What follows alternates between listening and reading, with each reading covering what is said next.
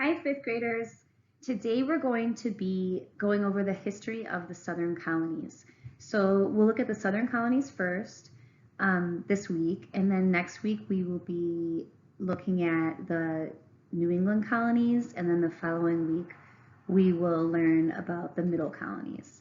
And those three different sections of the northeastern and southeastern United States make up the 13 colonies. So the states that we're going to be talking about today, or the colonies that are now states, are Maryland, Virginia, North Carolina, South Carolina, and Georgia. So you can see the map of the United States, and we, of course, are right here in Washington.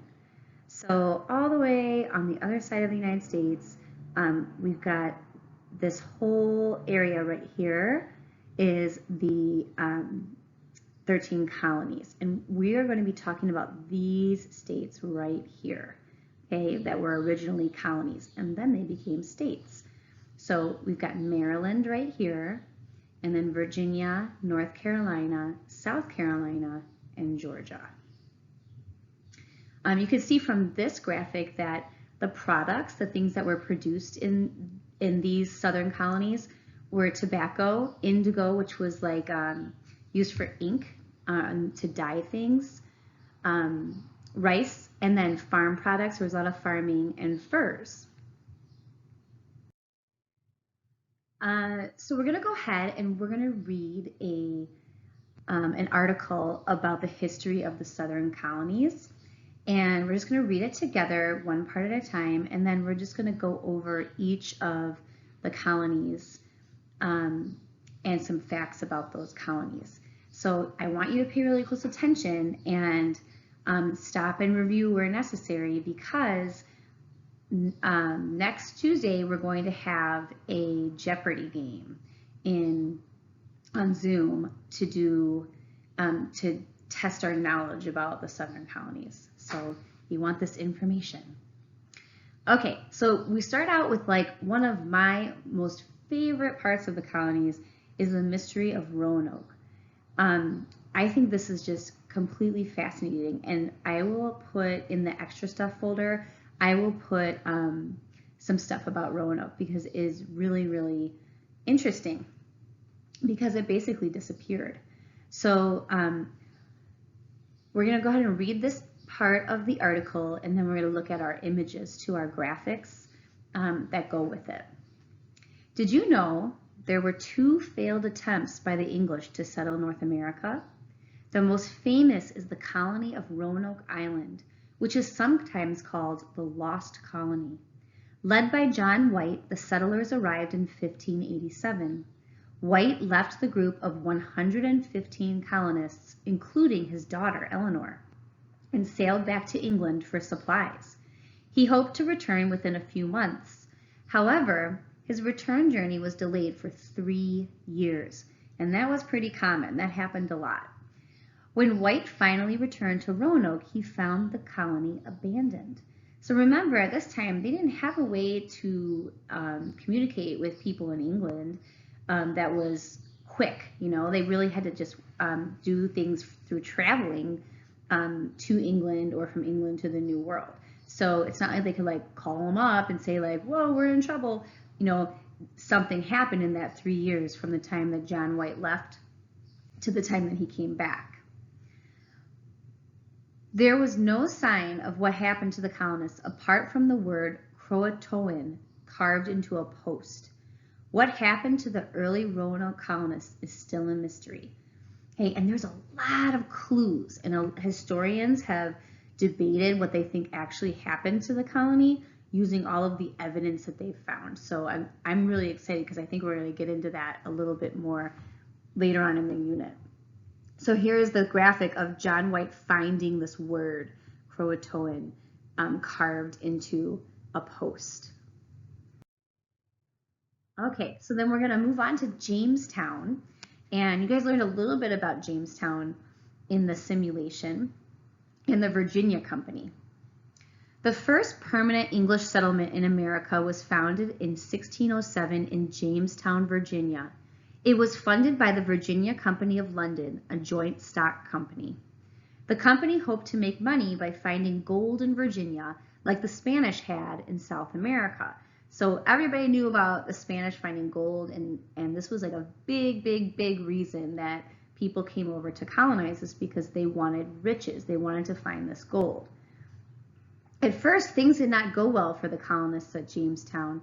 They built their fort in a swamp, which was strategically defensible. So remember, we talked about that. It was like really easy to defend, but plagued by mosquitoes. And mosquitoes carry disease too. So we have to remember, it's not just about them being a nuisance or anything, or bothering them, but it could be very dangerous. The colonists arrived too late in the season to plant and harvest crops. To make matters worse, there was an intense drought in the land. That means everything like dried up, and it was hot, and there wasn't enough water. Although they initially were welcomed by the Native Americans, within a few months they were regularly fighting with them. Within a year, more than half of the colonists died. In 1610, after a particularly brutal winter, which they called the starving time, only 60 of the original 214 settlers remained alive.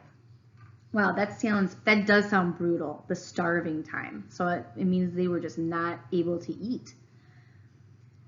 An early effective leader of the Jamestown colony was Captain John Smith. So we found out about him last week. He taught the colonists to farm and declared, "He that will not work shall not eat." He also helped build trade relations with the Native Americans. Contrary to popular belief, so opposite of what everybody tended to believe, he did not fall in love with Pocahontas. So a lot of that came from like the Disney movie and the kind of like the fairy tale of Pocahontas. However, according to his writings, he was once captured by her people, the Powhatan. He believed that he was about to be executed by the chief when Pocahontas saved him. Pocahontas eventually married colonist John Rolfe, moved to England, and later died of disease there. Although they never found gold, the early colonists did find financial success by growing tobacco. So even though they didn't find gold, they figured out how to grow tobacco, and that was really rewarding for them, because it had a lot of value. Tobacco was grown on large plantations, which required a large workforce. Thousands of Englishmen came to the South to work as indentured servants. Plantation owners added to their workforce by buying American slaves. Unlike indentured servants, African slaves were brought against their will and forced to work without any hope for freedom. So that's the big difference between indentured servants and slaves. Both of the people had to work without being paid, but the African slaves were brought against their will, so they didn't get a choice in the matter, whereas the indentured servants decided, I want to have a chance in America and build a different life, and I'm willing to work for somebody else for a little while, for 5 to 7 years, in order to get that. In 1619, the Virginia colony created the House of Burgesses.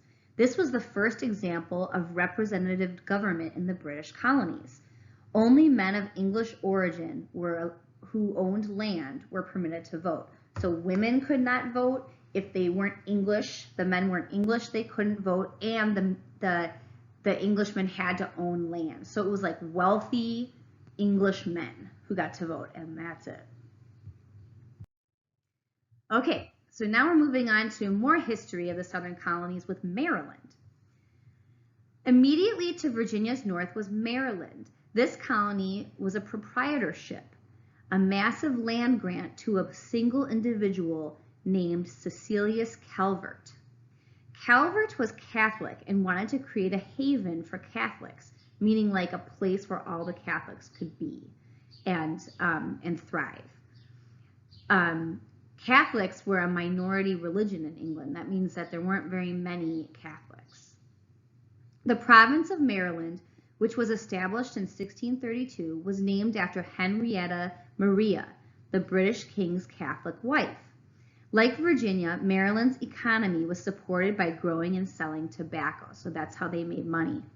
Large numbers of indentured servants were brought to Maryland to work on the plantations. Since most of these indentured servants were Protestants, which is a different religion, Catholicism quickly became a minority religion in Maryland as well. So it's kind of interesting that it started off as a colony for Catholics, but because they brought these indentured servants in who practiced a different religion, there ended up being more servants than people who were wealthy and didn't have to be indentured servants. So then there was less Catholicism. Okay, and then we've got the Carolinas. So at first they were together, and that's why they're called the Carolinas, and then they separated into North and South. South of Virginia was Carolina Colony, which later split into North and South Carolina. It was formed after the English Civil War of 1688. The southern part of Carolina grew because of trade with the West Indies, the Caribbean. Soon, the slave trade of the Caribbean found its way to the area. Thousands of African slaves were brought to the southern part of Carolina to work on rice and cotton plantations. So rice was being grown and sold, and cotton, but all of this had to be harvested. It had to be grown and harvested. So they brought African slaves to do that. The northern part of the Carolina colony was mainly inhabited, so most of the people that lived there were former indentured servants who worked on small tobacco farms. Slavery existed here, but was not as widespread as in the South. In 1712, North and South Carolina became distinct colonies. So you had in the North, you had a lot of people who used to be indentured servants, and now they had small tobacco farms of their own. And then in the South, which became South Carolina, there was cotton and rice plantations, and those were all worked on by African slaves. Okay, so now we're going to just go ahead and review each of these colonies. Okay, so the colony of Maryland, this is a sign that still stands in Maryland today that talks about how it was established as a proprietary colony by Lord Baltimore, and Baltimore is a city in Maryland. And then in July 3rd, 1776, that's when they got their independence and they became a state, became a colony, became separated from England.